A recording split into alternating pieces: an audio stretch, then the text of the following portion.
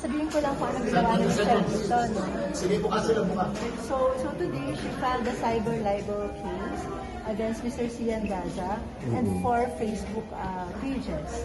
So yun po yung mga nagpapalabas ng mga false news against Michelle. Napakarami na po, halos araw-araw may mga lumalabas na mga maling impormasyon tungkol po kay Michelle. In fact, meron pong isa pa doon na nasa ibang bansa daw siya at tumakas. So here, she's here. Kita niyo naman, never po siyang umalis ng bansa.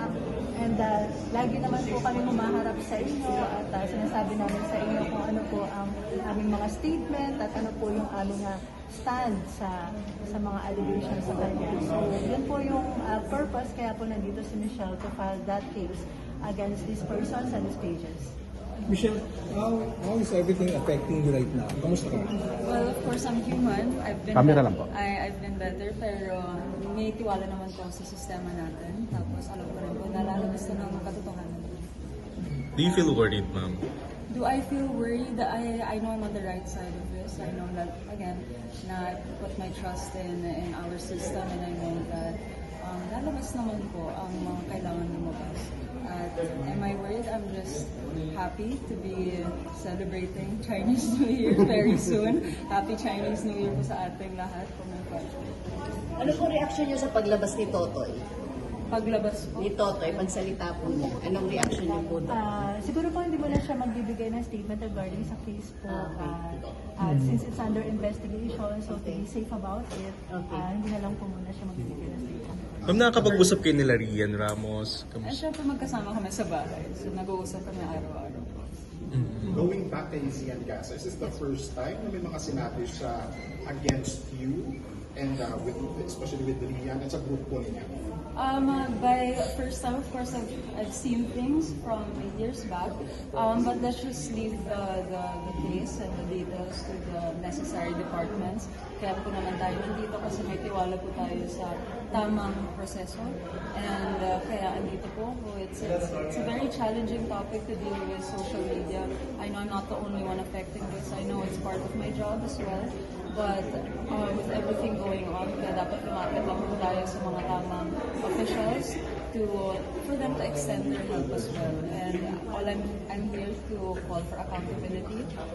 Alam ko naman na artista ko, I'm a beauty queen also. I know scrutiny is always part of the job. Pero in cases like this, of course, it's a call for accountability against fake news, against misinformation. It's hindi po to teleserye, mga totoong buhay po ang naapektuhan. Sana we're diligent in looking for the right news and the right information. Scrutiny is part of the job. If you don't mind, ano yung mga fake news na gusto mo linawin? Na especially coming from Cian Gaza and yung mga pages na nagpapalaganap na. I'm sure in the next few days, mas marami pong lalabas na detalye. To those that maybe know kung ano yung mga posts na yun, I think the point here is na hindi i-normalize yung pagsasalita ng ganun towards mga babae. I think we should respect women's rights and privacy, especially if they're fake. But I think lalabas naman yan in the next few days. I'm sorry to say this, pero how do you feel na parang nasa-sexualize kayo? Especially, you've seen posts, especially from Cian, right? Although wala naman kami pake kung ano man yung gender. Thank you. Pero how do you feel about it? Like I said, I'm a public figure. I've built my whole platform around standing with love, respect, and kindness. I've built my whole career out of blood, sweat, and tears. So, of course, to be the subject of scrutiny, it's not the first time, of course. Pero syempre nakakasakit kasi sometimes people with scandals like this, they forget what you've done for your career and the hard work you've put. But again, it's also part of the job. To be a public figure, you know, everyone is open to their own opinions. I respect all opinions. I respect constructive criticism, but there is a line that is crossed in terms of defamation and intentionally trying to